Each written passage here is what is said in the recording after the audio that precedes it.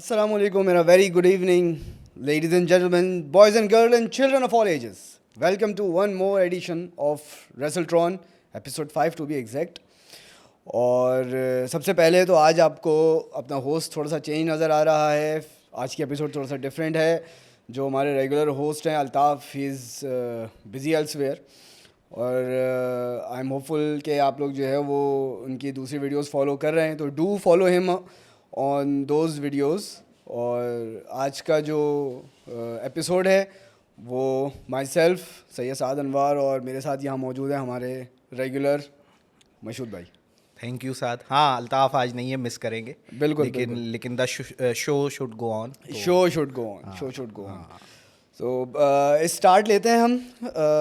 जो हमारा एपिसोड है उससे a legend passed away few days ago. Cebu, one of the hardcore, one of the extreme wrestling icons. और Cebu को मैं जब से फॉलो कर रहा था ECW वन नाइट स्टैंड, और फिर उसके बाद से उस वक्त पहली दफ़ा देखा सेबू को, और उससे पहले एक दो वीडियो पैकेजेस में देखा था, तो उसके बाद से रेगुलर फॉलो करने का मौका मिला. तो मैन वाज क्रेजी. हाँ, नो डाउट. और मुझे बड़ी हैरत होती है कि ही लिव्ड टिल 60. वो कहते हैं ना, वो चलते चलते उठा लेने वाली, वो कहते हैं दुआ करनी चाहिए. तो he had his last match couple of weeks ago. Exactly. जोए जेनेला का वो स्प्रिंग ब्रेक को इवेंट था, तो 18 उसमें अप्रैल को आई हाँ, थिंक उसका जो है वो तो लास्ट वो मैच था. चलते चलते उठा लेने वाला एलिमेंट उसके साथ हो गया हो गया. और it was a extreme match. हाँ, जिसमें स्पॉट्स इस तरह थे. इंस्टेड ऑफ रोप्स हाँ, दे वर बार्ब वायर्स. हाँ. आई डोंट नो कि लोग वो जो है डेथ कैसे मैच उसको वाला pull out कर एलिमेंट लेते था, हैं. जो डेथ मैच का डेथ एलिमेंट मैच वाला एलिमेंट तो वेरी सैड टू हियर के सेबू की पासिंग अवे.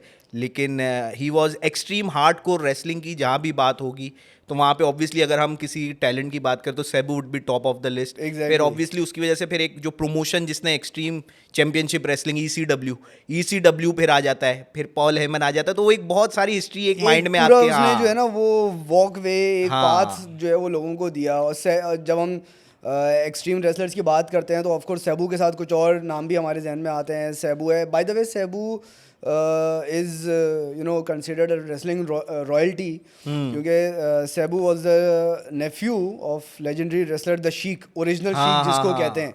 एक तो आयरन शीक है, हाँ. और एक जो है वो द शीक था. अर्ली 70s में 60s में यूज्ड टू रेसल. तो ही वाज नेफ्यू. और वो गिमिक भी वही उसने कि वो जो पूरा अरबी वही और वो गिमिक. और वो अच्छा रेसलिंग में ना ओवर टाइम ये गिमिक रहा है, जो अरब वाली एक गिमिक है ना, वो डिफरेंट अब जैसे सार्जेंट स्लॉटर एक गिमिक था जो आर्मी से रिलेटेड था, ये था वो. तो इन्होंने डिफरेंट जिम डगन रहा है, जिम लेक्स डगन लूगर रहा है. तो वो एक अमेरिकन हीरो भाई, वो हल्क हॉगन आ गया. हीरो और एंटी हीरो को ये रखते हैं. तो उसके लिए वो गिमिक में उसमें सेबू ने वो वाले जो अरब वाला जो गिमिक है उसको लेके काफी कैरी बाय द वे किया. याद है एक मोहम्मद हसन भी आया था. हाँ, वो बड़ा यंग एज में चला गया था. उसको पुश बहुत जबरदस्त मिला था, but people could not go with him. वो क्योंकि उसने बड़े उसको उसके मैंने रिसेंटली एक इंटरव्यू भी देखा, he was looking very good यार. कि जैसे होता है ना फिट वाले एक होता है ना, तो वो क्योंकि यंग वो स्क्रीन से चला गया, तो he is around in his 40s. तो अभी भी he was very in ring shape वाला होता है, लेकिन वो उसको वो वाली चीज़ नहीं मिली. और वो मेरे ख्याल में 9/11 के बाद थोड़ी सी रेसलिंग के डायनेमिक्स भी चेंज हुए. वो उसको उन्होंने 9/11 वाला ही गिमिक दे दिया था उसको. जो है वो उसके ड्रूइड्स आके एक दफा जो है वो अंडरटेकर को ले गए थे उड़ा के. इस तरह की भी उसको तो वो वाला एलिमेंट वो उस तरह ऑडियंस के साथ, क्योंकि वो एक ऑब्वियसली एक नेशनल ट्रेजेडी थी और नॉर्थ अमेरिकन कंट्रीज के लिए. फिर उसके बाद वॉर ऑन टेरर, उन सारी चीज़ों की वजह से वो वाली गिमिक के अब वो जान नहीं रहा. वो बहुत 90s और 80s में जो रहा ना, वो ऑब्वियसली जो भी रहा है वो बड़ा पैसिव किस्म का. प्रोबेबली टू रियल हो गया था. हाँ, टू रियल हो गया था. हाँ, क्योंकि उसने तो बहुत ज्यादा रियलिस्टिकली लोगों को मॉक करना शुरू कर दिया. It felt very much close to the heart. तो इस वजह से है ना वो गिमिक्स जो है ना अब नहीं हमें नजर आते हैं.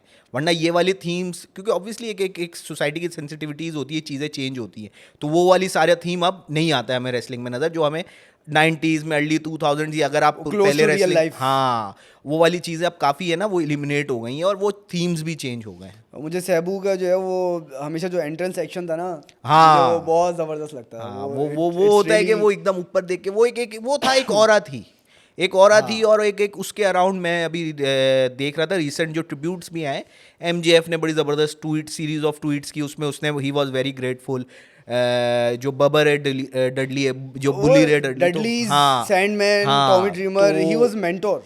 हाँ, एंड मैनी जो न्यू जनरेशन रेसलर्स हैं they also looked up to him, तो वो एक इम्पैक्ट बहुत बड़ा रेसलिंग वर्ल्ड में एक इम्पैक्ट उसका सेबू है। का एक बहुत पुराना इंटरव्यू था जिसमें उसने जब उसने सीना के साथ वर्कआउट किया था तो उसने उसमें ये चीज़ क्लेम करी है कि आई वर्क विद सीना और I did not find anything which was communicated to me, like it was purely based on jealousy, it was based on professionalism के लोग जो है वो उसके बारे में there were rumours, Cena was very professional, Cena was very full of etiquettes. तो सेबू ने बड़ा एक्नॉलेज किया सीना को जब उसने सीना के साथ जो है वो पूरा स्टोरी लाइन प्ले करी थी ECW और उसके अराउंड। अच्छा, नहीं वो जॉन सीना की तो एवरीथिंग असाइड, वो ऑब्वियसली एक जो रियल है कि एक जो सुपर क्या कहते हैं बेबी फेस का इमेज, वो होने के अलावा प्रोफेशनली भी आपको इतना अच्छा होना ज़रूरी है कि आप अपने पेयर्स के साथ उतने अच्छे हो। अगर आप इंडस्ट्री में आपका नाम खराब हो जाए तो वो उस इंडस्ट्री में, क्योंकि ये बहुत बड़ी इंडस्ट्री नहीं है, इसमें वही 400 टैलेंट कितना है, अगर आप टैलेंट देखें नॉर्थ अमेरिका में छोटी इंडस्ट्री है, प्रमोशन बड़े अब जैसे 90s में WCW और WWE था, लेकिन 2000s का एरा देखें सिर्फ WWE था, वो TNA और बाकी सब साइज वाइज अगर देखो तो उसको नंबर 1 रहने में, और उसके बाद ECW को भी इन्होंने एक्वायर करके जब एब्जॉर्ब किया, तो वो एक प्रोफेशनलिज्म होना ज़रूरी है, जो कि आपको वेरियस टेस्टिमोनियल जिस तरह मिलते हैं जहाँ पे पता चलता है कि यार जॉन सीना की वो प्रोफेशनलिज्म है, और वो दिखता भी है जिस तरह उसने ट्रांजिशन किया towards Hollywood and everything, it requires discipline. अब मुझे तो ये लगता है कि अब रेसलर्स का जो है ना वो एक नेक्स्ट स्टेप इन करियर जो है ना वो ये हो गया है कि जब वो रेसलिंग में अपनी पीक अचीव कर लेते हैं तो दे मूव टू हॉलीवुड। मुझे तो लग रहा है कि अब ये हर रेसलर का जो है ना वो बंदा चला जा रहा है। नहीं, मुझे साथ ये हॉलीवुड हर किसी के लिए ट्रांजिशन कामयाब नहीं हुआ है। हाँ, ये है वो एक नेचुरल, क्योंकि ट्रांजिशन वो होता है ना भाई, टीवी का स्टार बड़े पर्दे पे जाता है, ये रहा है ना मीडिया में भाई, जो टीवी पे कामयाब होता है वो सिनेमा की तरफ जाता है, तो ऑब्वियसली रेसलिंग भी अब तो वो पेपर व्यूज और डिफरेंट मॉडल्स आ गए, तो वो बड़े पर्दे की एक वो अट्रैक्शन तो रहती है ना। आपने रॉक को देखा करते हुए स्कॉर्पियन किंग, उससे पहले भी 90s में हल्क हॉगन ने भी कोशिश की थी, he did not become successful, ठीक है, लेकिन रॉक ने किया, रॉक भी ही बिकेम सक्सेसफुल, रॉक की एक सक्सेस स्टोरी है। तो उसके बाद कैसे हो गया इतना सक्सेसफुल, उसमें उसकी लक बहुत ज़्यादा थी, कुछ उसका जो है वो एक्सप्रेशन और जो स्टोरी टेलिंग वो WWE में करता था, प्रोमोज जैसे वो कट करता था, तो हाँ उसका, वो WWE का एक्सपीरियंस, हाँ वो उसके जो ग्राउंड वर्क, एक फाउंडेशन चाहिए होता है। मैं ये नहीं कहता कि उसने एक्टिंग करना WWE से सीखा, लेकिन बेसिक जो फंडामेंटल्स होते हैं ना, जो रिगर भाई, हफ्ते में 5-6 दिन, हाँ करिश्मा ऑब्वियसली 6 दिन आपको ऑन द रोड रहना, पर काम करना आपके, यानी आपकी लाइफ ही, आपकी जॉब ही 24/7 है। आप ट्रैवलिंग भी कर रहे हो तो कंपनी के लिए ट्रैवलिंग कर रहे हैं, आप अपने लिए नहीं कर रहे, तो 5 दिन 6 दिन आप पूरे हफ्ते में परफॉर्म कर रहे हैं, हाउस शोज कर रहे हैं, फिर ट्रैवलिंग करना from one county to another, और जो जूनियर रेसलर्स होते हैं उनको बाय रोड करना पड़ता है, जो जब आप टैलेंट हो जाते हो फिर आपको फ्लाइट्स मिलती है। WWE की पॉलिसीज है कि सर्टन किलोमीटर्स 203 कुछ है 700 के, एक सर्टन किलोमीटर तक आपको बाय रोड करना है, तो ये सारी चीज़ों में तो वो उसको जो बिहेवियर उसके अंदर आया ना, वो WWE से आया, उसको फिर ले जाके उसने फिर ऑब्वियसली जाके हॉलीवुड में उसको जब किया, उसके साथ लुक्स तो है ना यार, वो लुक्स वाला एलिमेंट भी होता है कि गंजा नहीं, और बिल्ड भी है, और फिर उसके बाद उसने अपने आप को किया एस्टेब्लिश किया, अपने आप को अपग्रेड करता रहा ना, वो एक जगह नोकिया नहीं बना, वो एक जगह जो है वो कॉपीराइट्स नहीं आने चाहिए, तो वो जो है वो एक जगह स्टैग्नेंट नहीं रहा। हाँ, वो स्कॉर्पियन किंग वाला रॉक देखो और अब देखो, लेकिन ठीक है अब रिसेंट उसकी मूवीज, ये हम थोड़ा सा वो अलग डायरेक्शन में, रिसेंट मूवीज उस तरह नहीं, ब्लैक एडम वगैरह इस तरह नहीं चल पाई हैं उसकी मूवीज वगैरह, लेकिन स्टिल उसकी समवॉट अ कंट्रोवर्शियल फिगर, हाँ वो एक मिड लाइफ क्राइसिस वाले फेज में उसकी जो रिपोर्ट्स वगैरह जिस तरह की आती है ना, में भी जो है वो इस वक्त रॉक को जो है वो कह रहे हैं कि बहुत ही वो डोमिनेट हुआ हुआ है, वो द रॉक्स WWE इस तरीके से वो शेयर्स जो है वो ज्यादा एक्वायर कर रहा है, प्लस उस पे हीट इस वक्त बहुत ज्यादा है जो उसने रेसलमेनिया पे घोस्ट किया, हाँ उसकी वजह से। तो वो CM पंक का प्रोमो मुझे अभी भी एक वो यूं कर रहा है कि रॉक के तुम आओ और गूज बम्स तुम्हारे जो है ये रियल नहीं है, तो you are not true to the business, वो जो उसने प्रोमो किया है ना रॉ पे, इट वाज अभी थोड़े दिनों पहले, वो इंटेंस, तो वो भी एक ज़बरदस्त वो है कि रॉक की जो डोमिनेंस है ना, वो अब थोड़ा सा है ना वो कर रही है उसको। अभी रिसेंटली उसकी मूवी की ट्रेलर भी आया जिसमें वो एक MMA स्टार का रोल कर रहा है, उसमें एक एकदम ट्रांसफॉर्मेशन उसका ऐसा हो गया, उस पर भी उसको फीडबैक इतना बुरा आ रहा है कि भाई ये तो एक होता है ना सिर्फ बॉडी से टैटू रिमूव करना, उसके मुंह में भी प्रोस्थेटिक्स लगा दिए हैं और अजीब सा वो सुपरमैन वाला हाल, हाँ बहुत उसका बुरा सा हाल है, वो लग नहीं रहा है कि वो रॉक है, लेकिन वो रॉक है, और वो उसी के साथ है एमा एक और मूवी इसने की हुई थी उसी स्टार के साथ, को स्टार के साथ, तो वो एक मूवी उसकी आ रही है बायोपिक है, और रॉक समझ रहा है कि ये मेरी ऑस्कर में एंट्री होगी वो मूवी। तो नहीं, इट्स वेरी अनलाइकली, लेकिन वो अब है, वो अब एक्सपेरिमेंट करके अपने आप को री इन्वेंट करना coming back to the point, so past week जो है वो थोड़ा सा हैपनिंग बैकलैश की वजह से जो हुआ, और आगे जो है वो सैटरडे नाइट मेन इवेंट भी आ रहा है, उस पर भी हम थोड़ी सी बात करेंगे।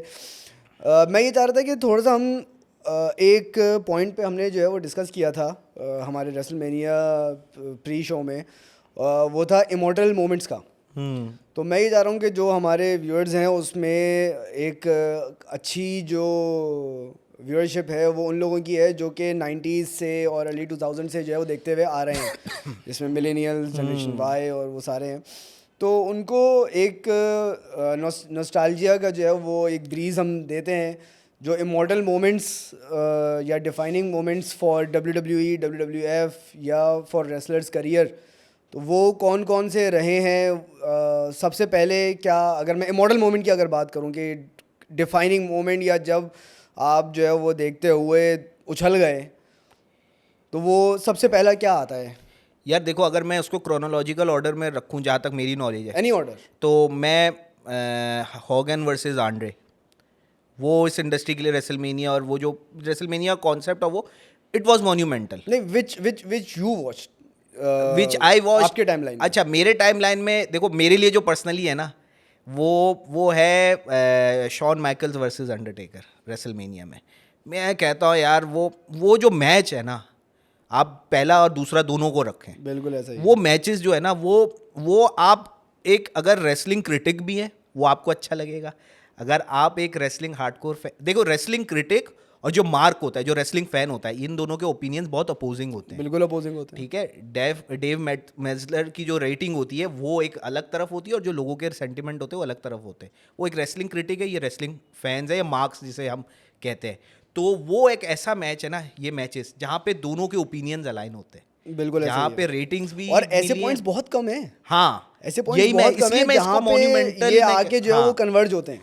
क्योंकि रेसलिंग जो है ना, एज जो रिंग में कोरियोग्राफी हो रही है, इवेंट्स हो रहे हैं, मूव्स हो रहे हैं, वो और स्टोरी टेलिंग, इन दोनों की एमेलगमेशन है। और दिस वाज द स्टोरी जहाँ पे स्ट्रीक वर्सेस करियर, वो यार, और उसमें वो रियलिस्टिक इट वाज जो सेकंड मैच था, हाँ। वो अच्छा इंटेंसिटी, शॉन हाँ। माइकल की जो इंटेंसिटी थी वो सेकंड जो उनका राउंड 2 था उसमें ज़्यादा थी।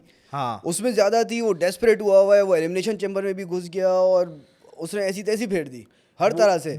लेकिन जो डिफाइनिंग मोमेंट था वो मोर ऑफ जो रेसलमेनिया 25 पे था, हाँ। यानी कि जो इनका फर्स्ट मैच जो था, वो मुझे ज़्यादा लगा क्योंकि दैट वाज अमेजिंग। वो it had amazing entry spots. किसमें उसने दी थी, जो ऊपर से आया था वो, I think it's 20, it was हाँ, वो जीसस लाइक वाइट में, वो वाइट में यार वो सारी चीजें माइंड में जब मैं सोचता हूँ ना, और वो जो मैच यार, वो अंडरटेकर का स्पॉट जो आके कैमरामैन पे गिरना, यार अंडरटेकर है भाई, वो भी अपनी, ये नहीं है कि he landed head first. हाँ, वो वाला ये था कि वो कैमरामैन को खींचा, वो यूं गिरा है, वो यानी वो अंडरटेकर जो कि बड़ा एक प्रोफेशनल रेसलर और बड़ा सेफ रेसलर जिसे कंसिडर किया जाए रिंग में, है ना, एक अगर आप देखते हैं रेसलर्स में, बिल्कुल ऐसा ही है। तो लेकिन वो भी वो उस तरह के स्पॉट्स करना, और फिर जो किक आउट से फॉल्स फिनिशेस थे, जबरदस्त। तो यार वो like everything was planned to the T.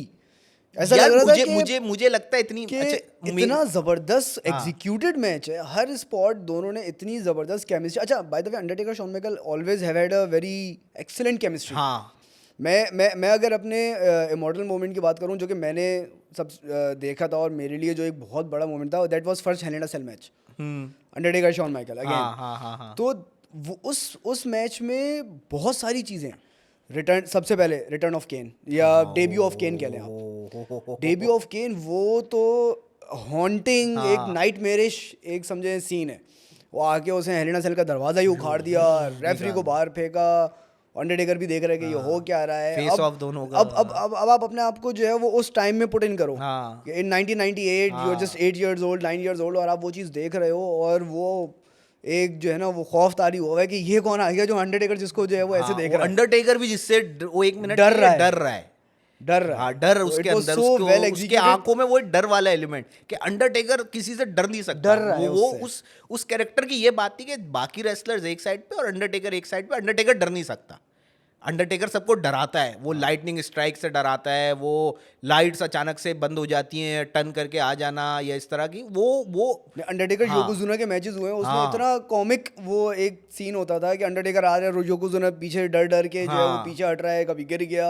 हाँ हाँ तो इस तो तरीके से प्लस उस मैच में जो उन्होंने ब्लड दिखाया है, हाँ Shawn Michael fell from the cage top, जबरदस्त एग्जीक्यूटेड पॉइंट्स थे वो। नहीं वो ऑब्वियसली यही उन दोनों, देखो उस वक्त दोनों अपने यंग फेज में थे, यंग थे, वो वाला फेज, और फिर उसको हम इस तरह देखें तो ये एक राइवलरी कह लें इसको, जो कि है ना बड़ा, हम एक मॉन्यूमेंटल अगर कोई चीज़ कहते हैं कि किसी रेसलिंग की अगर हम मॉन्यूमेंटल मोमेंट्स की बात करें तो इस राइवलरी को हम आराम से कह सकते हैं कि इट्स स्टॉप देयर। और इस पे Era defining. हाँ, और जो दोनों कैरेक्टर्स भी है ना वो ऐसे हैं कि जो आप माउंट रशमोर ऑफ रेसलिंग अगर आप क्रिएट करो तो उसमें ये आप दोनों कैरेक्टर्स, वो भी एक बड़ा ज़बरदस्त सवाल हो सकता है जो कि हमारे जो सब्सक्राइबर्स है वो बता सकते हैं कि अगर आप माउंट रशमोर ऑफ रेसलिंग बनाएं तो आप किसको रखेंगे। हाँ, ये आप सबके लिए जो है वो फर्स्ट पार्टिसिपेशन है आज के शो की, कि do let us know what mount Rushmore.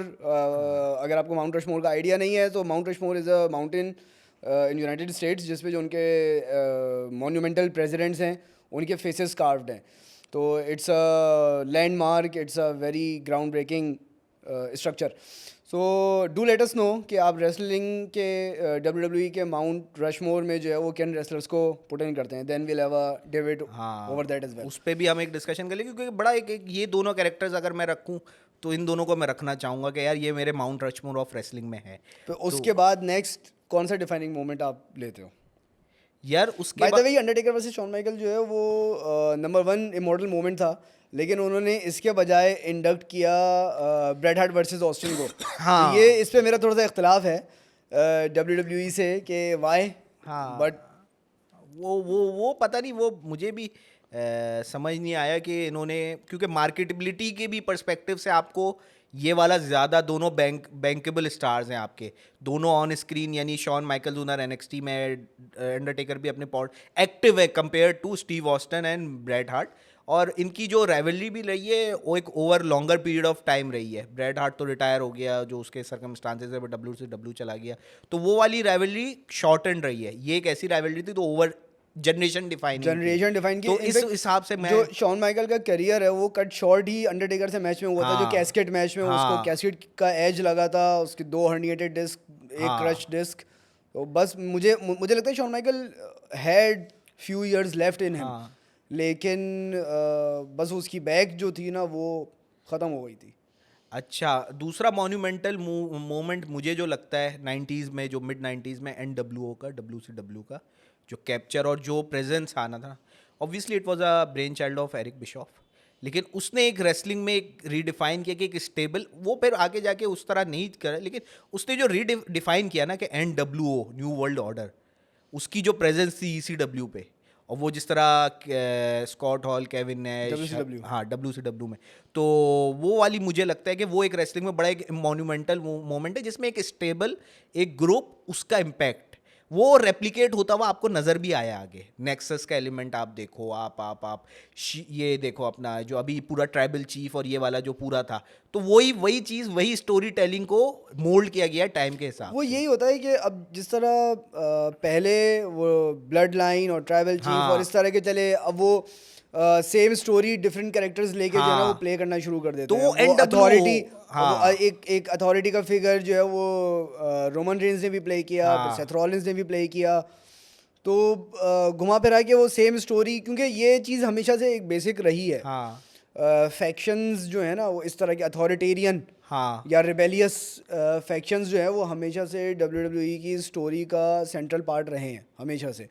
Let it be click, फिर DX आ गई, फिर एवोल्यूशन है, एवोल्यूशन के थोड़े ही अरसे बाद लेगेसी का एक फैक्शन था रैंडी ऑर्टन ने जिसको लीड किया था, बिल्कुल। साइकोपैथ, फिर नेक्सस भी था, और इस तरीके के तो इन सब का अगर मुख्तलिफ आप चलता रूट्स रहा। देखो ना, तो रूट्स मुझे नजर आता है कि वो NWO का रूट्स है। मुझे, मेरा मानना यह है कि उसके सक्सेस को मेजर करके और उसके इम्पैक्ट को मेजर करते हुए ये आगे ये एक ट्रेंड कंटिन्यू होता रहा है। कौन सा रेसलर नहीं था एनडब्ल्यू? हाँ, वो तो एंड में तो वो तो कलर वाइज उन्होंने एनडब्ल्यू बना दिए थे, Red लाल और सफेद और white। वो जैसे वो यूनिवर्सिटी में इलेक्शंस के पैनल खड़े होते थे ना ब्लू वो वाला उन्होंने एनडब्ल्यूओ में एलिमेंट डाल दिया। लेकिन जो एनडब्ल्यूओ का जो जो आना और जिस तरह उसने कैप्चर किया WCW को, वो मैं कहता हूँ रेसलिंग में मॉन्यूमेंटल एक मोमेंट है।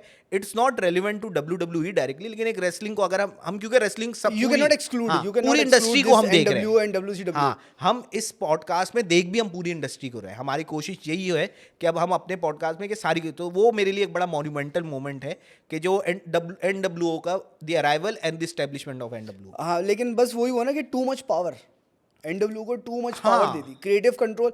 तो जो अर्ली 2000s में मैं उस चीज़ को हमेशा इससे रिलेट करता हूँ, और ये बहुत true to real life quote है कि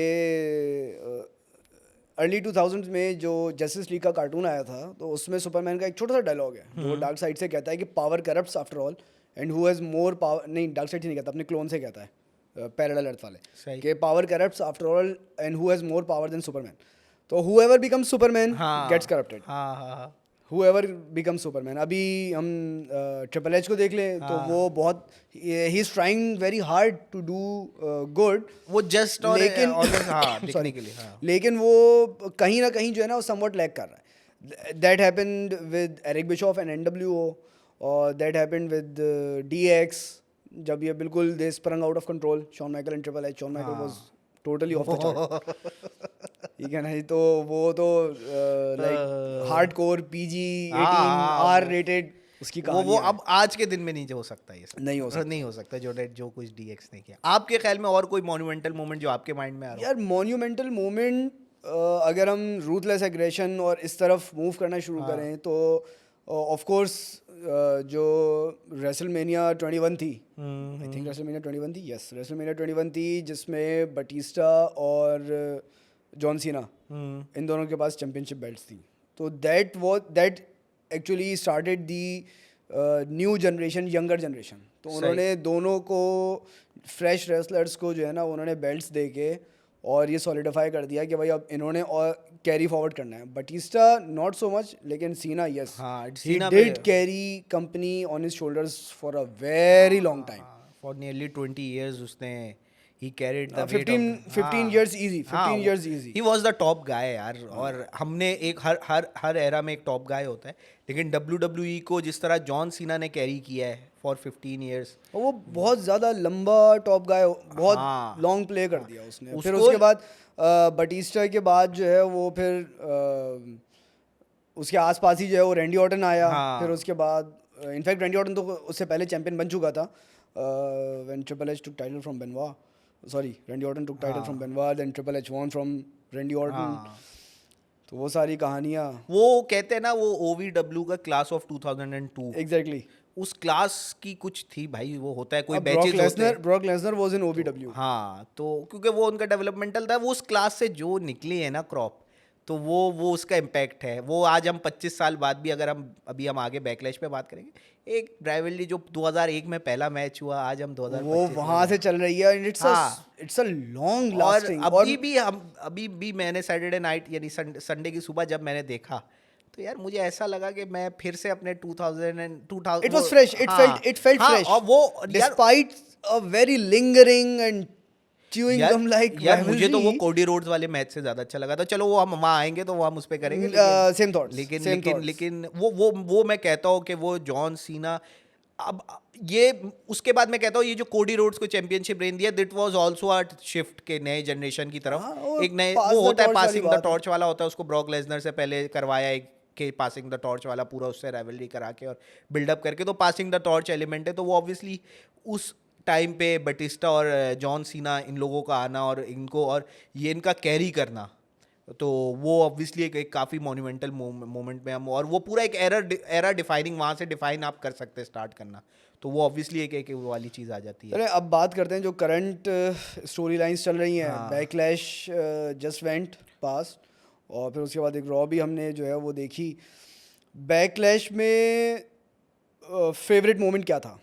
यार बैकलैश में मेरे लिए फेवरेट मोमेंट था जब सीना और रैंडी ऑर्टन का जो मैच स्टार्ट हुआ है ना, वो जो भी रिंग अनाउंसर है, एलिशिया जो भी नाम है उनका, मुझे याद नहीं आ रहा, वो जो उसने जब वाइट लाइट जल रही थी और दोनों रिंग पे खड़े थे और रैंडी ऑर्टन एकदम है ना वो जॉन सीना वाले साइड पे कॉर्नर पे जाके हाँ, उसको कॉर्नर पे जाके उसको वो कर रहा है, यानी इट फेल्ट सो रियल कि ये है भाई, इन दोनों में, इन दोनों की 25 साल से है एक राइवलरी है। वो और कुछ वो ट्रिपल एच शॉन माइकल वाली इनकी आपस में है। हाँ, बे- ट्रिपल एच शॉन माइकल्स में तो हमेशा आपको एक फ्रेंडशिप वाला, आप तो वो एक पिवट करिए ना फ्रेंडशिप, वो तो इन दिनों अलग हाँ, ही हो गया। हाँ वो तो बिहाइंड द सीन्स आपको पता है बहुत अच्छे, लेकिन इनके दरमियान वो चीज़ हमने कभी देखी देखी नहीं है। नहीं, वो देखी कंपेनियनशिप, क्योंकि हमेशा ये रिवर्स साइड पे रहे। अब ऑब्वियसली अब एक नया साइड कि जहाँ पे जॉन सीना भील हो गया, वो बेबी फेस हो गया, लेकिन हमने इनको हमेशा in front of the camera एक दूसरे को अपोजिंग साइड पे देखा, एक्सेप्शंस जो हॉल ऑफ फेम वगैरह हटा के, लेकिन जो इनके कैरेक्टर्स थे, तो वो चीज़ को 25 साल बाद भी देखना या It felt फिर fresh. वो It felt और fresh. और उन्होंने उसमें, और दोनों ऐसे स्टार्स हैं जो कि अब डिक्लाइनिंग फेज में in terms of their in ring performance and everything, late 40s में है यार वो, लेकिन उन्होंने फिर भी they carried the match so well. I think कि और- इन्होंने इनकी राइवलरी को जो है वो एक अच्छा सेंड क्लोजर ऑफ दे दिया दिया, है, हाँ, एक क्लोजर दे दिया हाँ। कि फॉर वन भाई लास्ट टाइम टाइटल मैचेस में दोनों ये 5 लो, दोबारा लो, दोबारा चाहिए, बहुत बहुत बहुत पसंद है ये राइवलरी, दोबारा लो। टेलीवाइज्ड मैचेस इनके नियरली 100 मैचेस थे। I was looking at the stats, बड़ा आजकल है WWE भी है ना फैक्ट स्टैट्स बेस्ड हो गया है। उन जैकी रेडमंड ने पूरा दिखाया कि दे हैड 100 टेलीवाइज्ड मैचेस, जिसमें सिंगल मैचेस भी थे, रिंग मल्टी पर्सन भी, टैग मैचेस भी, तो उसमें टाइटल मैचेस एक दूसरे के खिलाफ इन्होंने 10 लड़े थे, जिसमें 5-5 का स्कोर था। This was the 11th match. तो जॉन सीना 6-5 से, यानी ये अगर कंपटीशन देखा जाए, ये राइवलरी देखा जाए, और इस पे है ना राइवलरीज की एक इनकी अलग सीरीज चलती है, उस पे इन्होंने एपिसोड भी किया है between John Cena and Randy Orton. तो ये फाइनल एक क्लोजर कहे उस राइवलरी पे, तो मैं कहता हूँ वेरी वेल डन। और given the circumstances and everything, जिस तरह भी मैच था, मैं वो एक्सपेक्ट नहीं कर सकता हूँ कि जिस तरह इन्होंने अब वो 2009-10 में जिस तरह ये लड़े, वो वाला अब उस के तरह जो के सीना matches नहीं हो जूनियर और सकते। वो वाला नहीं, और इन दोनों की वो अब वो एबिलिटी भी नहीं रही ना, एजिंग स्टार्स हैं, वो अपने 30s में नहीं है, क्योंकि 30s में मेरी नज़र में रेसलर जो पीक 30s करता क्या है, 40s एंड हो रहे हैं सबके। हाँ इनके तो मेरे लिए एक रेसलर जो पीक करता है वो अराउंड 30 लेकिन मेरे लिए एक 35। इंटरेस्टिंग बात यह है कि रैंडी ऑर्टन जो है वो स्टिल ये कह रहा है कि ही हैज 3-4 इयर्स हाँ 3-4 इयर्स, हाँ सॉरी। तो वो चीज़ मुझे एक थोड़ा सा अंदर से एक्साइट कर रही है कि चलो Randy Orton might go for another title run. मैं I see another title for Randy Orton, यकीनन एट होगा, लीस्ट अनदर, लेकिन एक तो है, एक तो होगा, लेकिन अब वो कैसे होता है, वो कैसे जाता है, वो चीज़ देखना है। And do let us know कि आपके क्या थॉट्स हैं कि how can Randy Orton be inserted into the title picture again. और लेकिन मेरे लिए जो एक थोड़ा सा वाव मोमेंट था, या कहना चाहिए जो एक रिडेम्पशन का मोमेंट था, वो ये था कि when people started chanting thank you Cena after the match, तो मेरे लिए वो था कि चलो they finally acknowledged this phase of John Cena. यार अब 24 अपीयरेंसेस उसके रह गए as a wrestler in ring, तो लोगों को अब वो फेयरवेल टूर मेरे ख्याल में बड़ा अच्छा जा रहा है।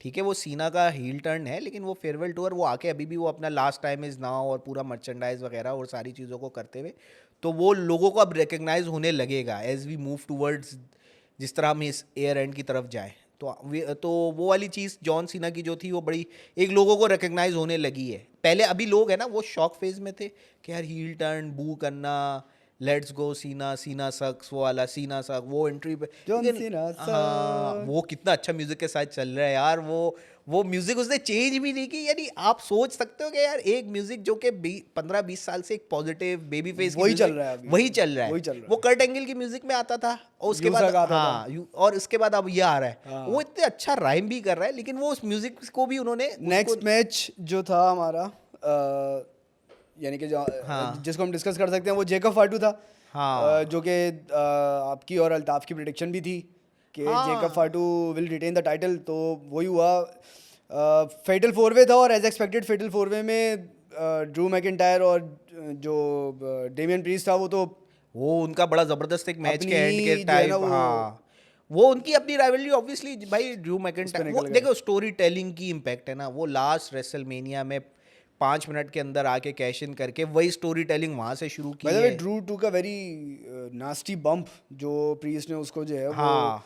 एंड ऑफ डेज एग्जीक्यूट किया टेबल पे. हाँ. Drew head landed on the floor. बहुत वो फिर मैच के एंड में भी उन्होंने जो फाइनल स्पॉट किया ना, जिसकी वजह से देवर एक तरह से एलिमिनेटेड फ्रॉम द मैच. और फिर मैच एले नाइट और जेकब फाटू के बीच में ज़्यादा रहा. बीच में रहा. तो वो स्पॉट भी बहुत बड़ी एक हाइट से वो स्पॉट था. वो बड़ा अच्छा स्पॉट था. वो टेबल्स पे उन्होंने लैंड किया आई है. थिंक ये फाटू के कैरेक्टर को ना थोड़ा सा और इंटिमिडेटिंग थोड़ा कहना चाहिए. नेक्स्ट ब्रॉक लेसनर वाला जो है ना वो, या एक एनिमल वाला, अनकंट्रोलेबल एनिमल वाला जो है ना, यार उन्होंने वो उसको दिया तो look एक दे गिमिक रहे हैं. उसका के समोअन वेयरवुल्फ, और वो गिमिक वो तो हाँ, वो वो दे इस रहे तरीके हैं. से. वो लेकिन उस चीज को कैरी करना. अच्छा, माइक पे मैंने जहाँ तक जेकब फटू को सुना है तो वो माइक पे भी मुनासिब है.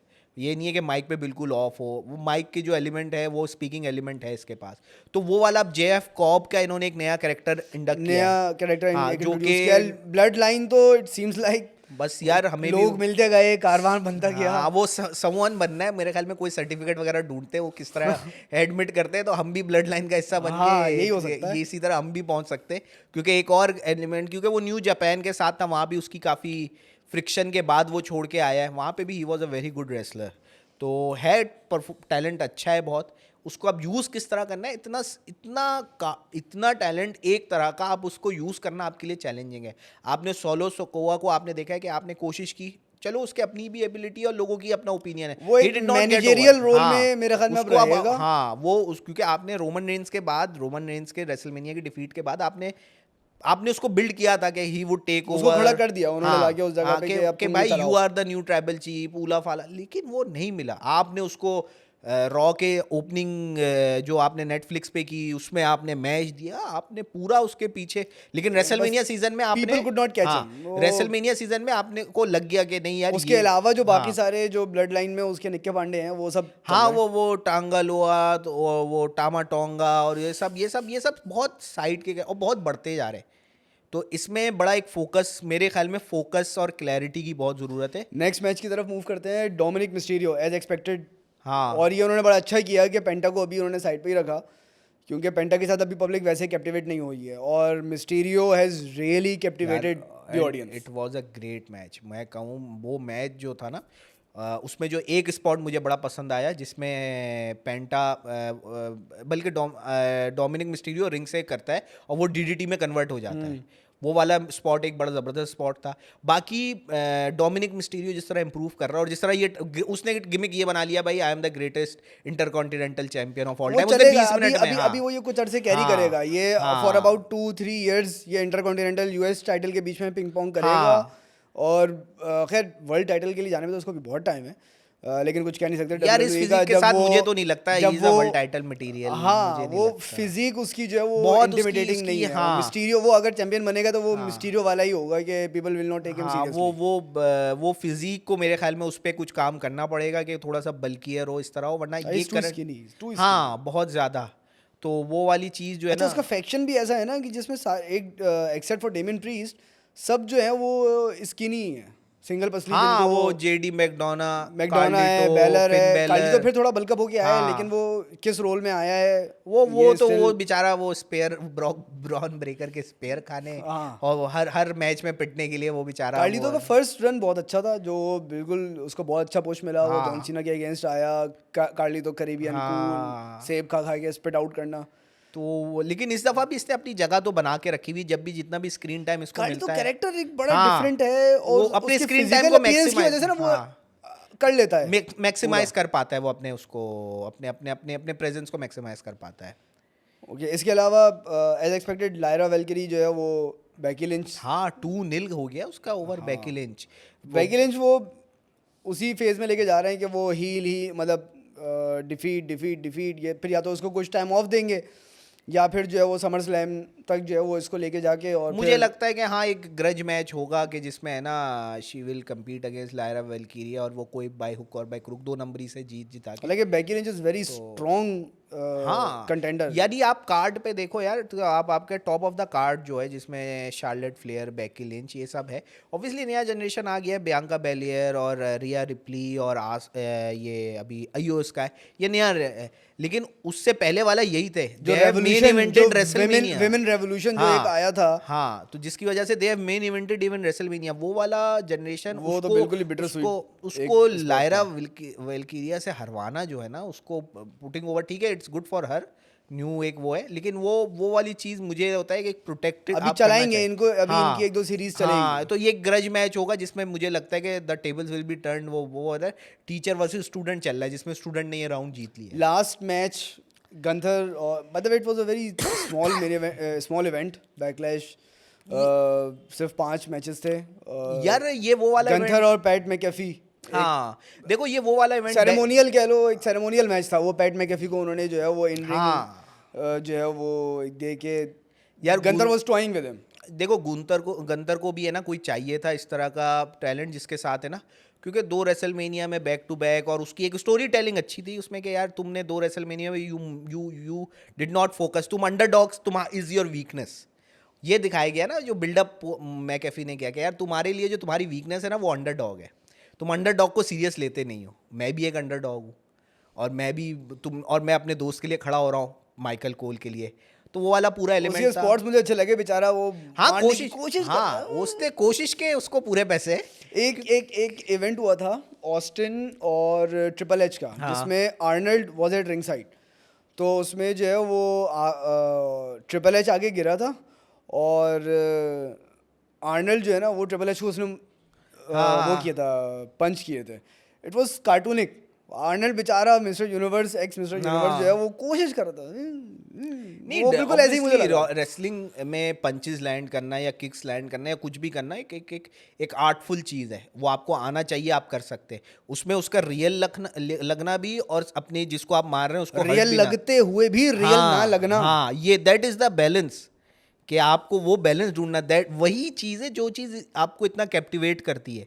Do you remember the short spot जब ब्रॉन स्ट्रोमैन ने जो है वो ब्रॉक लेसनर को एक स्टिफ नी हिट किया था? हाँ उसके बाद जो ब्रॉक लेसनर ने, उसके बाद ब्रॉक लेसनर तो वही फेरी है भाई, उसने कहा कि हो गया, आओ मैं तुम्हें बताता हूं, अब आ जाओ। वो जर्मन जो जर्मन सुप्लेक्सेस उठा उससे पहले जो उसने उसको जो पंचेस, वो यूएफसी स्टाइल, मुझे यूएफसी में वही होता है भाई। सॉरी, हाँ उसने सीधे स्टिफ पंच किए थे उसको, जिसकी हाँ। बात उसके ब्रॉन स्ट्रोमैन के फादर का भी एक जो है ना वो ट्वीट आया था, कमेंट आया था कि I am going to take revenge for my son, और Brock Lesnar who do you think you are, इस तरह का जो है वो एक नहीं, लेकिन भाई वो ब्रॉक लेसनर ने बिल्कुल छोड़ा नहीं था, वो वाली चीज बिल्कुल बड़ा था बहुत।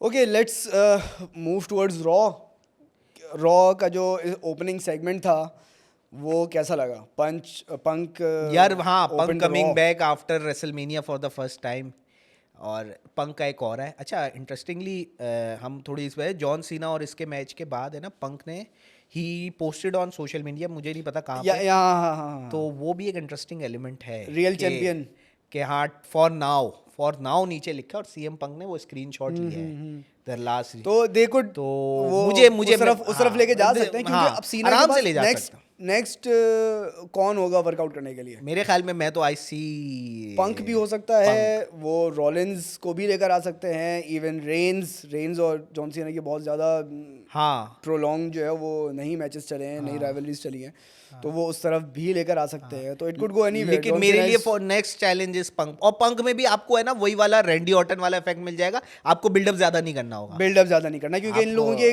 भाई वो एक लेगेसी, एक आउटस्टैंडिंग जो है वो राइवलरी चैंपियनशिप लेके निकल गया सीएम पंक WWE से, वो जो कुछ है आपको वही उन्हीं फुटेज से विनियर्ड्स बना के और उससे आप करके ज्यादा बिल्डअप नहीं करना। और ये दोनों माइक पे यार, I am just looking forward to that segment again. Punk का माइक बहुत जबरदस्त माइक पे ये दोनों जो अब होंगे, क्योंकि सीना भी बहुत स्ट्रांग है, और सीएम पंक तो यानी सीएम पंक तो वो जो होता है ना टॉप नॉच माइक के जो लोग माइक पे हैं जो लोग वहाँ पे, तो ही केम बैक दिस वीक और उसने पूरा जो पॉल हेमन को पॉल ट्रैश हेमन को किया। उसने कॉल आउट किया। तो वो बिल्कुल ही इज एडमेंट के अब आई am going after Paul Heyman, जिसका मतलब है सेथ रॉलिन्स और ब्रॉन ब्रेकर के थ्रू ही उनको ही करेगा, तो वो फिर उसकी तरफ जाएगा।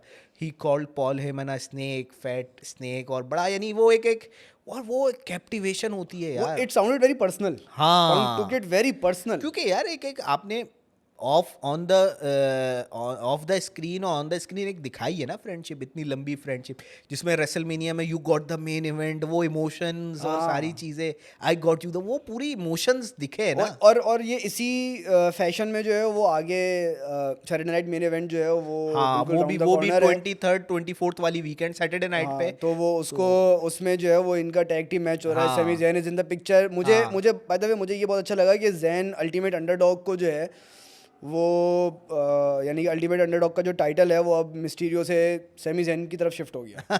तो जो है वो उसको उन्होंने पिक्चर में इंसर्ट हाँ। किया, तो मुझे बड़ा अच्छा लगा। In fact at the end of raw जो है वो भी इनका एक नहीं इसी सेगमेंट में इसी जो में है ही, हाँ, वो इसी हाँ। सेगमेंट में जो है वो जैन भी आया, हाँ। फिर उसके बाद ऊसो भी आया, हाँ। फिर कुछ चेयर्स का जो है वो तबादला हुआ। तो it was overall good strong start better, हाँ, बेटर सेगमेंट। और अब नेक्स्ट चेक पॉइंट यही है सैटरडे नाइट मेन इवेंट, तो अब उसके कार्ड को रेडी करने की तैयारी अब ये कर रहे हैं। तो उसमें एक मैच इन्होंने ये एक टैग टीम मैच जिस तरह आपने बताया ये हो गया है। दूसरा जो मैच है मैंने जो हमने पहले हम देखते आ रहे हैं कि लॉगन पॉल जो है ना जे ऊसो के साथ he was towing with him, तो वो उन्होंने एक मैच बना दिया है वर्ल्ड हैवीवेट चैंपियन के लिए। अच्छा, सैटरडे नाइट मेन इवेंट एक टीवी पे होता है, एनबीसी चैनल है यूएस का, उस हाँ पे बिल्कुल, होता इस है। इवेंट के बारे में हाँ। जो है वो व्यूअर्स को अच्छा, जरूर बताएं। इट्स अ 40-year-old इवेंट जो पहले होता रहा था, बीच में डिसकंटिन्यूड हो गया था। Last year it has come back. तो first Saturday night main event में हमें जे ऊसो वर्सेस गुंथर मिला था। It's a 2 hour main event जो टीवी पे लीनियर ट्रांसमिशन होता है, नेटफ्लिक्स पे भी होगा साथ में। तो वो फ्री टीवी के थ्रू आप रेसलिंग की तरफ ऑडियंस को अट्रैक्ट करने इट्स अ के लिए, pay per view but not a pay per view. हाँ, it's a pay per view not a pay per view. और बड़ा उसका उन्होंने अभी भी एस्थेटिक है ना वो रेट्रो रखा हुआ है, वो रेफरी बो लगाया हुआ होता है, वो ब्लू शर्ट पहना होता है, मेन टी-शर्ट इवेंट का जो है वो सेगा पे गेम भी आ चुका है। हाँ, और फिर वो जेसी वेंटूरा का कैरेक्टर है वो आता है, वो कमेंट्री लास्ट टाइम किया था। तो वो उन्होंने एक बड़ा रेट्रो लुक रखा हुआ है, और इस दफ़ा फ्लोरिडा में ये होगा 23rd मई को है। तो नेक्स्ट चेक पॉइंट ये, वो 2 घंटे में आप मैक्सिमम जो आप है ना इंसर्ट कर सकते हैं, 4 मैचेस ही कर सकते हैं मैक्सिमम। वैसे आइडियली 3 होता है, लेकिन ये 4 करेंगे, तो 2 मैचेस तो हमारे पास कार्ड पे ऑलरेडी आ गए।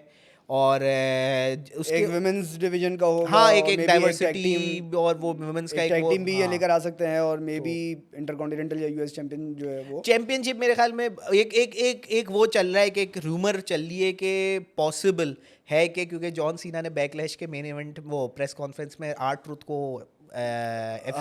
जो है ना अपना एटीट्यूड एडजस्टमेंट ए उसको हिट किया है, तो there is a likely chance के यार WWE चैंपियनशिप के लिए R-Truth वर्सेस जॉन सीना शायद हो, लेकिन वो मुझे मुश्किल लगता है। लेकिन एक फैंटेसी वो है। R-Truth is very gifted and very good हाँ, रेसलर। हाँ, R-Truth जब हाँ, TNA में था रॉन किलिंग के साथ, हाँ, तो बहुत नहीं, जबरदस्त still wrestler अभी था। भी जब भी अभी यहाँ भी पे पता नहीं matches- उसको क्या उन्होंने यार उसको देखो जोकर बना दिया। उसको गिमिक एक दिया हुआ है and he owns the gimmick, वो जो होती है ना वो जो कॉमिक वो याद है बीच में लिटिल जिमी का कैरेक्टर लेके ले आया था। वही वो अभी भी उसी कैरेक्टर में ना, वो ही looks up to John Cena. जैसे मैं रिसेंटली उसने 2 हफ्ते पहले हाँ, बोला ऊसो को बोला कि when I grow up I will become John Cena. तो वो अभी भी उसी कैरेक्टर में है, और वो चीज़ों को कंफ्यूज करना, जगहों को कंफ्यूज करना, लोगों को कंफ्यूज करना, एक बड़ा वो ब्रेन रॉट कंफ्यूज करना। उसने जो है वो आके जो है वो कहता है व्हाट्सअप, तो उसने हाँ। बोला ग्रीन बे विस्कॉन्सिन हाँ। व्हाट्सअप। तो माइकल कोल जो है वो बड़े इरिटेटिंग अंदाज में कह रहा है, हाँ। We are in Milwaukee you हाँ। फूल, वी आर इन मिलवॉकी। अभी रिसेंटली स्मैकडाउन में था वो था किसी स्टेट में, वहाँ पे है ना LA लुजियाना में था, हाँ वो है ना वहाँ पे ले आया है वो अपना टैग टीम मैच में अपना पार्टनर LA नाइट, वो समझे LA का मतलब है लुजियाना नाइट। वो है भाई, वो LA बोल रहा है मैं लॉस एंजलिस है ये LA का मतलब, वो साथ में टैग टीम वो भी आ गया, वो फिर मैच हुआ। तो वो अभी भी इन रिंग ही कैन भाई, अगर if you want to give a 10 minute मैच, इसमें स्क्वॉश मैच नहीं चलेगा, थोड़ा सा होगा कि जिसमें वो उसकी एक स्पीड, एक हाँ समझो थोड़ा हाई सा, एनर्जी मैच अगर हाँ किया हाई जाए। एनर्जी थोड़ा सा, और इसमें है ना आप दिखाए कि यार वो R-Truth का कैरेक्टर रीथॉट कर रहा है कि यार जॉन सीना बदल गया है, John Cena has turn to the dark side, और वो उसको शुरू में मनाने की कोशिश करे कि नहीं यार, you have to come to the good side और ये वो, तो एक इस तरह का, लेकिन मुझे अनलाइकली लग रहा है, लेकिन ये भी एक वो है। लेकिन मेन इवेंट मुझे अब लगता है next rivalry CM Punk versus John Cena ही मे बी उसके बाद जो है वो ये पंक को पिक्चर में उसके insert अलावा करें। रॉ में गुंतर का भी एक वो था वर्सेस जे उसो, एक प्रोमो था जिसमें गुंतर कह रहा है कि भाई लॉगन पॉल और तुम में जो भी जीतेगा वो मेरे लिए, I am sitting there, I am sitting, तो ये WWE ने बड़ा अच्छा बना दिया है कि यार कोई भी ऑलरेडी उसने champion- चैलेंज हाँ, जो है वो इशू कर वो दिया। किसी भी टाइटल के अराउंड है ना, कंटेंडर्स जो है वो बड़ा पहले भी होता रहा है, कंटेंडर्स बहुत सारे हैं और हर कंटेंडर डिक्लेयर करके अब उसने कह दिया भाई तुम दोनों में जो जीतेगा मैं तैयार बैठा हुआ, मेरा रीमैच भी है, मैं चैंपियन रह चुका हूँ, और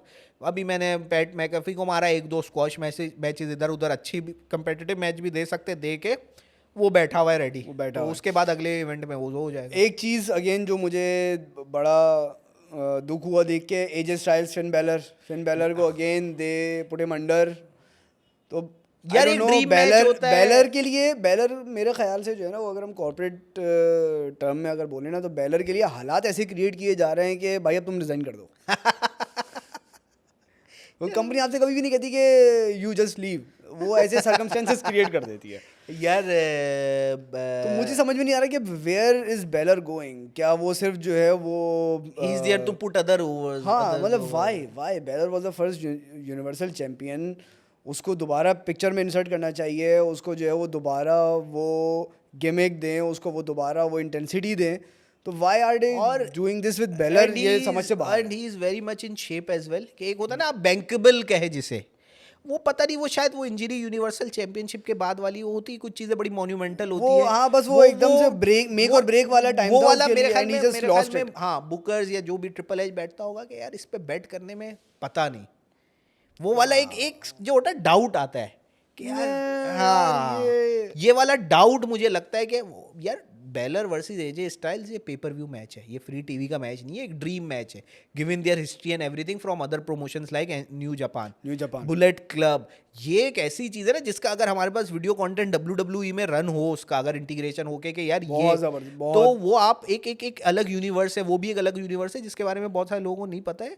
लेकिन वो रिंग ऑफ ऑनर है, Balor and AJ Styles have been to हाँ, जैसे AEW की ये अच्छी, AEW की ये होता है कि वो है ना उनकी अब तो अलायंसेज होती है, रिंग ऑफ ऑनर उन्हीं का ही है और दूसरे प्रमोशंस के साथ भी, तो वो इस तरह की चीज़ों को इनकॉर्पोरेट कर पाते हैं, न्यू जापान के साथ भी उनकी है, तो वो कंटेंट इंटीग्रेट करते हैं, तो उनके विनियर्ड्स में हमेशा एक हिस्ट्री दिख जाती है। WWE में ऑब्वियसली WWE एक नंबर 1 कंपनी है, वो इस तरह की इंटीग्रेशन नहीं की हुई, उसने अभी AA को एक्वायर किया है, उसने इंटीग्रेशन नहीं की, कोई पार्टनरशिप नहीं, उसने कहा कि भाई आ जाओ, मैं तुम्हें खरीद रहा हूँ, ये पैसे तुम अब तुम्हारे स्टार, वो बेचारे वहाँ पे बैठे हुए हैं, वो जब उनकी कॉल आउट होगी मेन रोस्टर, मेरे ख्याल से तो ज्यादातर नहीं, उनका एक इवेंट है उनका जो कोलाइड के नाम से है, जिस दिन समर स्लैम है उसी के साथ है, अभी रिसेंट जो भी नेक्स्ट पेपर व्यू उसी के साथ दिन में ये है, 3-4 बजे से ये है, फिर शाम में वो मेन इवेंट है जो PLE है, तो उनको दे दिया है कि इंटीग्रेशन है, NXT के साथ ही इंटीग्रेट किया, उसमें मेन रोस्टर वगैरह की कोई कहानी नहीं है। बाकी रॉ में एक टैग टीम मैच हमने देखा, Viking Raiders, Viking Warriors, whichever name they go by these days. तो खैर मुझे उस टैग टीम की एक अच्छी बात ये लगी कि they have come a long way. Eric and Ivar, अच्छा एरिक और आइवार जो हैं ये दोनों वाइकिंग हिस्टोरिकल नेम्स हैं। हाँ। तो एरिक और आइवार जो है वो दे हैव कम अ लॉन्ग वे, मुझे ये चीज़ अच्छी लगी, ठीक है। अच्छा इनके मैचेस भी समवॉट अब C+ से जो है ना वो B- B+ की तरफ आ गए हैं, तो इट सीम्स गुड कि ठीक है, दे आर डिलीवरिंग। बाकी अमेरिकन मेड क्रीड ब्रदर्स, ठीक है, उनको भी अब टैग टीम, इनको जो है वो डिवीजन वैसे इनका शॉर्ट हो रहा है, तो इनको वो डिलीवर करना, वो बिल्टअप भी करना है। चैट गेबल और पेंटा का मैच हुआ, आई लाइक द मैच, क्योंकि इसमें थोड़ा सा पेंटा की एनर्जीज थोड़ा सा मूव्स थोड़ा सा हाई एनर्जी मूव्स होती हैं, और पेंटा क्योंकि हारा हुआ था तो उसको जो है वो उसको आपको जितवाना ओवर करना ज़रूरी था, वरना लूजिंग स्ट्रीक शुरू हो जाती है। नहीं, पेंटा का जो बैकलैश पे भी मैच था, it was a good match, उसमें ऑब्वियसली इंटरप्शन जो जजमेंट डे का एलिमेंट है, वो 3-3 4-4 आदमी हो रहे हैं, तो कितना होगा। अच्छा ये चीज़ हमेशा से बहुत पिस ऑफ करती है कि यार भाई लड़ते दो ना, दो हाँ वो चलो मैच एक आ जाए, 2-3 हाँ वो इतने ज़्यादा वो लोग हो गए हैं। Liv Morgan was not there, वो शायद किसी मूवी के शूट या अकॉर्डिंग टू डोमिनिक मिस्टीरियो वो she is busy in shooting a movie, लेकिन उसके अलावा आपके पास भाई JD McDonagh, Finn Balor, Carlito, तीन आदमी एक रिंग में 4 वर्सेस 1, इतनी इंटरप्शन मुझे भी नहीं, एक आदमी हजम नहीं होती, हाँ इतनी मैनेजर लेवल interruption पे नहीं एक होती है है। ये हो, तो वो जरूरी था पेंटा को पुट ओवर करना। मेन इवेंट भी रॉ का जो है वो अच्छा रहा। It was a women's division match. हाँ वैल्केरी और रिया रिप्ली। अच्छा, अब मैं ये देख रहा हूँ कि ये रिया रिप्ली को आहिस्ता आहिस्ता फेस कैरेक्टर की तरफ लेकर आ रहे हैं। हाँ, वो ईओ स्काई के साथ, क्योंकि Iyo Sky is a baby face Iyo champion, Sky. हाँ जो वर्ल्ड चैंपियन है ईओ स्काई के साथ, वो एक बेबी फेस चैंपियन है, तो उसके साथ इंटीग्रेट करके उन्होंने, और फिर इधर से रॉक्सेन पेरेस थी, और जो दूसरी स्टार उसका नाम है गोएला, जो भी नाम है वो आप देख के बता दीजिएगा। गिलिया। तो हाँ, जो भी, वो बड़े मुश्किल नाम है। तो लेकिन रॉक्सेन, अच्छा रॉक्सेन पेरेस के कैरेक्टर में उन्होंने ना she is very much inspired by CM Punk, तो उसके वो कैरेक्टर में भी वो एलिमेंट नजर आता है। It was a very good match spot wise, और बड़ा एक आप by main the way, event do you में। Think since Punk is back तो AJ Lee could make her return? यार शी कुड, लेकिन मुझे नहीं लगता, क्योंकि she is very much occupied in her own work. लेकिन there is always a possibility she can return, और वो जिस तरह कि एक कोई इंजरी रिलेटेड उसकी रिटायरमेंट नहीं है, that is the good thing. तो एक ऑब्वियसली एक वो रहता है कि आप there you can obviously see a come back any time, कि यार WWE के लिए कॉन्ट्रैक्ट करके किसी को लाना कोई वो चैलेंज नहीं है, तो देर इज़ ऑलवेज दैट पॉसिबिलिटी। और लेकिन मेरे ख्याल में वो her coming with CM Punk नहीं, इंडिपेंडेंटली अपना वो जो भी है वो करे। हाँ, जरा बेकी इंडिपेंडेंट लिंच, वो हाँ वो पहले भी इंडिपेंडेंट ही चली थी। बेकी लिंच अपना एक सेपरेट हाँ करियर लेके चल रही है अदर देन हर हस्बैंड। हाँ सेथ रॉलिंस के साथ अलावा, तो ये इस तरह का element there is always that, वो एक वो रहता है कि, और वो होता रहता है हर थोड़े दिन में, रूमर मिल में आता है कि भाई she is making a comeback, फिर वो बोलती है no I am not making a वो कमबैक। देखते हैं। वो लैरी शायद आ जाए पहले, मुझे लगता है। Okay, so moving towards the comments, हम अपने व्यूअर्स के कमेंट्स जो है वो इंक्लूड करते हैं। तलाल अहमद 1118 कहते हैं कि Ethan page should be the third member of stable because he had rivalry last year with punk when punk became the special guest referee. तो हम देख सकते हैं कि ईथन पेज हाँ ईथन पेज को का, ये कैसे पिक्चर में इंसर्ट करते हैं, क्योंकि आउट ऑफ नोवेयर एक रेसलर को जो है वो एक टॉप परफॉर्मर और एक मेन और इवेंटर ईथन के साथ पेज जो है इज वो करंटली इन एनएक्सटी, पहली एसोसिएट बात ये करना। है। हाँ, एनएक्सटी से फॉरन टॉप ऑफ द कार्ड इस तरह की राइवलरी में पुट इन करना would be a very big challenge, very big challenge, लेकिन और वो बहुत ज़्यादा प्रेशर होगा उस टैलेंट पे। और उस टैलेंट पे भी होगा। और वो पॉप देखो, अगर वो इतना ओवर होता एनएक्सटी में एज अ बेबी फेस और हील, क्योंकि एक पॉप एलिमेंट भी वो आपको लाना है अब ना तक उस उसका कॉल कैरेक्टर बैक में। हो चुका होता, उसका हाँ कॉल टू मेन रोस्टर हो हाँ, चुका होता। तो वो उसको, अब जैसे कार्मेलो हेज आ गया है मेन रोस्टर पे, कार्मेलो हेज स्मैकडाउन में एक सेकंड टियर मिड कार्डर सही है, mid कार्डर लेकिन है। वो लगा हुआ है, हर हफ्ते 2 हफ्ते पे मैच होता है, लगा हुआ है वो। तो लेकिन ये एनएक्सटी है कि से एनएक्सटी से आने वाले जो रेसलर्स हैं ना, वो सारे के सारे रेसलर्स नहीं चल पाते। वो हिट और मिस है मेन रोस्टर, ये थोड़ी है कि एनएक्सटी आपका डेवलपमेंटल है, डेवलपमेंटल डेवलपमेंटल है, का वो एक हर बंदा टेलीवाइज जरूरी नहीं, डेवलपमेंटल हाँ है। डेवलपमेंटल जरूरी थोड़ी है कि हर डेवलपमेंटल का स्टार आपके पास आके आपके पास टॉप स्टार बन जाए। तो ईथन पेज यार मुझे नहीं नजर आता कि जो कि जिसको नहीं हो, जिसको होना चाहिए third person. Okay, so Jimmy IT7XB, he says, "Stay strong, Altaf bhai. I saw your other video too. Love your content, brother, and love you." So, of course, हम आपके जो compliments हैं वो अल्ताफ तक पहुंचा देंगे। Mrs. Anwar 8171, by the way, she is my mother. हाँ हाँ हाँ, She तो she ये she's, सबसे इम्पोर्टेंट कमेंट है। she आपने, really हाँ follows the show. हाँ तो माशाल्लाह। वो कहती हैं कि साथ की नॉलेज बेहतरीन है। जब वेडनेसडे को जब वीडियो आती है ना, तो वो बिल्कुल अपने सारे घर के चोर्स से फ्री होके she watches the And video at it night. takes a lot of time seeing a hour long podcast. Oh, she aunty, has और all जो the आपकी time. बात है बिल्कुल सही है, माशाल्लाह साथ की जो रेसलिंग नॉलेज Really, है, तो he is an encyclopedia.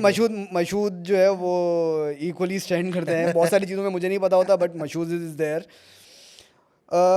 Ehsan Anas इफ जावेद कहते हैं अपने टाइम मार्क करके 1 hour 1 minute पे जो है वो, I said Cena is probably going to retire with the championship because he's mentioned it several times, so there's clearly something building in the storyline. We'll likely find out more during his final appearances. That's just my take. Also, brilliant podcast. Thank you so much. Thank you Thank so you. much.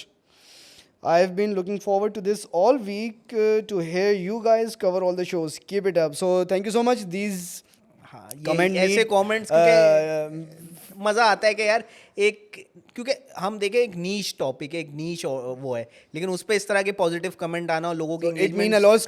It mean a lot to us. It's a homegrown show.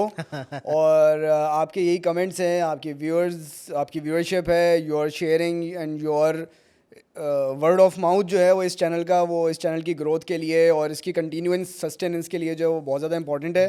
तो thank you so much essence, and keep watching and keep commenting and keep spreading the word. Then we have AFY7557 जो कहते हैं कि watch the whole thing. Austin Theory needs to join faction. Good knowledge. Also, Roman is on Mount Rushmore. Would like to know yours. So आज हमने एक अपने Mount Rushmore के दो players. मेरे ख्याल में शायद यही कमेंट था मेरे सबकॉन्शियस में, जिस वजह से मैंने भी maybe. So do let us know your 5 wrestlers on Mount Rushmore. And in the next episode we'll share our, in fact हमने अपनी फर्स्ट एपिसोड जो हमारी थी, हमने उसमें माउंट रशमोर एक शेयर किया था अपना इमेजिनरी. तो नेक्स्ट लेकिन फॉर्मली जो है, नेक्स्ट एपिसोड हम एक फॉर्मल माउंट रशमोर और इस तरह के माइलस्टोन्स पे ज़रूर इंक्लूड करेंगे. And thank you for your compliment, thank you for your comment of good knowledge. It take a lot of time. हाँ अभी भी, और स्टेइंग अपडेटेड जिस तरह की दिस इज रियली हार्ड. हाँ पुरानी चीजें तो चलो, दिमाग अभी भी इतना अच्छा चल रहा है कि याद रह जाती हैं, लेकिन जो अब जो होता है स्टेइंग अपडेटेड, गिविंग इतना टाइम एवरी वीक, दैट्स, लेकिन ये इस तरह के अगर लोगों के कमेंट्स आ रहे हैं और ये पॉजिटिव फीडबैक आ रहा है तो इट गिव्स द एनर्जी. बिल्कुल. मैं अगर मैं संडे की सुबह बैठ के मैंने बैकलैश देखा, मैंने कहा यार मैं अपने लिए तो देख ही रहा हूँ, अपनी तो मेरा है एक पैशन, लेकिन मैं उससे अब लोगों को भी वो देख रहे हैं, तो वो वाले भी एक एलिमेंट आ जाता है आपके पास. Okay. Hammad Qureshi 9173 says good to hear you all again. Watch what one match you all should book in WrestleMania 42.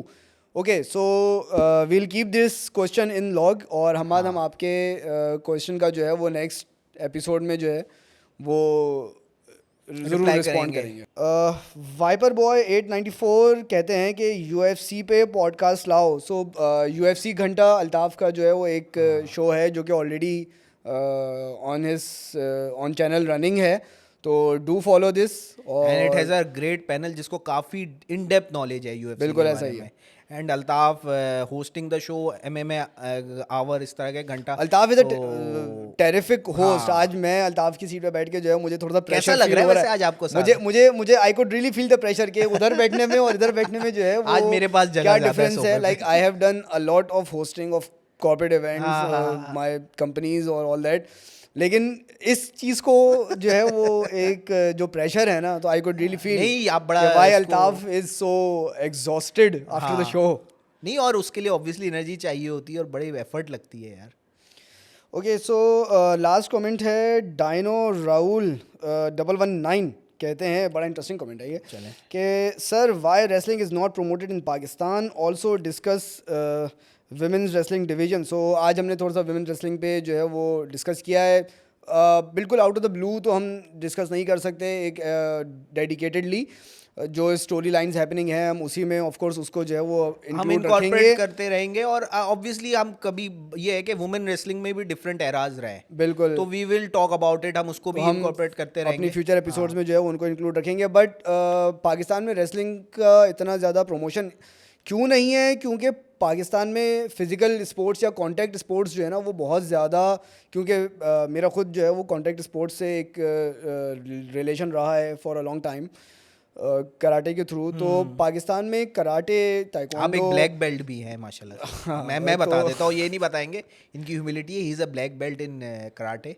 तो साथ इस पे है ना, क्योंकि ही वो एक होता है जिस स्पोर्ट से आप कनेक्टेड होते हैं तो उसका एक आपको होता है, तो मेरे ख्याल में साथ डू कंटिन्यू. तो इस पे जो है वो पाकिस्तान में इसकी प्रमोशन अब जाके जो है वो लोग MMA मुख्तलिफ जो है वो इंडोर क्लब्स जो है वो खुले हैं जो कि MMA की ट्रेनिंग दे रहे हैं, जो कि वर्कआउट के साथ और फिज़िकल एक्सरसाइज के साथ जो है वो MMA की ट्रेनिंग दे रहे हैं. बट रेसलिंग का जो है ना वो इस्टेब्लिश, पहले जो है वो रेसलिंग इंडस्ट्री इस्टेब्लिश होगी, इंडोर कंपटीशन से निकल के फिर ये चीज़ आगे जाएगी. MMA फिर लोग कर सकते हैं, लेकिन wrestling takes a lot of effort, a lot of stamina and a lot of energy, not to mention the financial background.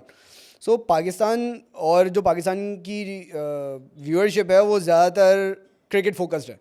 तो जहाँ पे जिस स्पोर्ट्स का, ये मेरा अपना टेक है, of course anyone's opinion could be different, तो जहाँ पे क्रिकेट क्रेज़ इतना ज़्यादा हो तो वहाँ पे किसी दूसरे स्पोर्ट्स की entry is a bit difficult. In fact, hockey used to be our national game, which is now ousted from the. वो अब हमें खबरें आती हैं तो कुछ किसी को हम हरा देते हैं तो पूरा वो जश्न आता है, लेकिन वो लाइमलाइट नहीं है, वो नहीं है. अच्छा, रेसलिंग का देखो, पाकिस्तान में ऑब्वियसली रेसलिंग का एक एलिमेंट रहा है जो हमारे, अगर if you go back and talk to our elders, wrestling का मतलब पाकिस्तान में कुश्ती रहा है, लव्स कुश्ती. और एक कन्वेंशनल कुश्ती में पाकिस्तान ने has done really well as well in the 70s and 60s. बिल्कुल ऐसा ही है. If you talk to your elders तो वो वाला एक एलिमेंट रहा है, लेकिन उसकी कमर्शलाइजेशन और उसकी पिवट इस तरफ प्रो रेसलिंग और एंटरटेनमेंट इस तरफ नहीं. इनफैक्ट थोड़े देर से पहले जो है वो कुछ professional wrestlers, amateur professional wrestlers जो है वो आए थे पाकिस्तान में. क्रिस मास्टर्स वगैरह आया हुआ है और इस तरह डेल रियो भी आया था. तो they tried to have a showcase. Multan में या कहीं कुछ इवेंट हुआ था, इवेंट एक हुआ था एट्रियम में, बहुत अरसे तक रेसलिंग रिंग जो है वो लगा रहा, बट वो इस तरीके से कल्टीवेट नहीं हो पाया क्योंकि इस तरफ जो है वो बहुत सारे लोगों का इंटरेस्ट नहीं भी है. व्यूअरशिप में बहुत ज़्यादा है, लोग पता नहीं फॉर डेकेड्स जो है वो people have been watching wrestling, लेकिन इस तरफ जो है वो as practical contact sports, karate, taekwondo, kung fu, इस तरफ जो है वो इस पे लोग, people have been working for decades and decades. My own instructors, they have given whole life, लेकिन स्टिल इसको जो है वो एक मीडियोकर स्पोर्ट्स के तौर पे जो है वो ट्रीट किया जा रहा है ऑन एवरी लेवल. और इनफैक्ट जो सिंध गेम्स होते हैं, नेशनल गेम्स होते हैं, उसमें कराटे का एक बहुत बड़ा रोल होता है. और बहुत अच्छी फाइट्स होती हैं एवरी वेट क्लास, और हर जो कंटेंडर लेवल है वो बहुत ज़बरदस्त होता है. लेकिन इसको जो है ना वो नेशनल लेवल पे जब तक नहीं कल्टीवेट किया जाएगा तो this could transform. This sports जो कॉन्टैक्ट स्पोर्ट्स है वो कल्टीवेट ही वहाँ से होगी जब उसको उस लेवल पे उठा के रखा जाएगा कि अब दिस इज़ समथिंग. तो इसमें जो वाव फैक्टर है ना वो अभी तक मिसिंग है, क्योंकि इसकी सपोर्ट जो है ना वो नहीं है. अभी तक सपोर्ट इसकी वैसी नहीं हो सकी है, जो मेरा अपना ओपिनियन है. नहीं, उसमें बिल्कुल जिस तरह आपने बताया साथ, बिल्कुल सही बात है. एक आपको सिस्टमेटिक सपोर्ट चाहिए होता है, इंस्टीट्यूशनल सपोर्ट, और एक होता है प्राइवेट बिल्डअप हो. प्राइवेट बिल्डअप तब होगा कि एक टारगेट ऑडियंस हो इतनी बड़ी कि जो वायबल रखे. और प्राइवेट सेक्टर जो है वो ऑल फोकस ऑन क्रिकेट है. हाँ, वो प्राइवेट सेक्टर के लिए क्रिकेट के स्टार्स, और वही उनके लिए बैंकेबल मार्केटेबल स्टार्स हैं. जैसी भी परफॉर्मेंस हो, अच्छी हो बुरी हो, वो उन्हीं पे बेट करते हैं. तो यहाँ पे वो वाली इतनी बड़ी टारगेट ऑडियंस भी नहीं है. फॉर इंस्टेंस अगर हम फैंटेसी में कि भाई WWE आज से 3 महीने बाद बोले मैं एक इवेंट करना चाहता हूँ, लेकिन उसके टिकट प्राइसेस इतने होंगे कि मैं और साथ भी शायद हम भी पता नहीं किस तरह न जा सके. वो वैसे ही हो गया. तो वो वाली चीज़ है कि एक टारगेट आपको है ना, पब्लिक क्रेज बहुत जरूरी है ना. लाइक इंडिया जो है वो इंडिया में मार्केट है, and WWE is planning a PLE in India in the coming months. तो एक आपके पास और बाइंग पावर भी है, उसके बाइंग पावर है. मार्केट होनी चाहिए, मार्केट होनी चाहिए. उनको पता है कि यहाँ पे सिर्फ हाउस होल्ड मार्केट है. यहाँ पे अगर कोई वो PLE टाइप करेंगे तो people will not get the response. नहीं होगा. देखो, आपने सऊदीया में करते हैं, आप रियाद में कर रहे हो, जद्दा में कर रहे हो, वहाँ पे आपको रिस्पॉन्स मिल रहा है, लोग जा रहे हैं, लोग अटेंड कर रहे हैं. समवेयर डाउन द लाइन आप यूं ही भी कर सकते हो. वो उन मार्केट्स में आपके पास वो बाइंग पावर है जहाँ पे, क्योंकि नाउ डेज WWE के टिकट्स आर वेरी एक्सपेंसिव. वो वाले नहीं है कि $10 $5 वाली बात नहीं है. रैंडी ऑर्टन के इस पे एक वीडियो पैकेज भी है, विल के सो एक्सपेंसिव टिकट्स. इस पे एक फैन का उससे जो है वो डिस्कशन है. सो डायनो राहुल 119, आई सेड इनका बड़ा जो है वो एक इंटरेस्टिंग क्वेश्चन था, मजेदार क्वेश्चन था. तो आई होप कि हमने जो है वो थोड़ा सा उसको एलेबरेट किया हो. Thank you Mashood, thank you everyone for watching. Thank you for your comments, especially my mother. Honorable mention. So thank you everyone, and keep watching, keep commenting. Do spread the word. Do spread the channel. We hope to get more viewers soon, or to support us, to support the channel, and to keep this. हाँ, ये energy आप लोगों से आनी carry on. और we will do it, and we want to do it. मजा आता है यार coming here and. और अब इन कमेंट से जो है लग रहा है कि viewers want to be part of the. मुझे यही लगा है पिछले 2-3 एपिसोड की कमेंट से कि ये फैक्शन में भी काफी एंगेजमेंट है, सेथ रॉलिंस और ब्रॉक बिल्कुल ऐसा. So thank you gentlemen, ladies, boys and girls, children of all ages. Until next time, keep watching WrestleTron.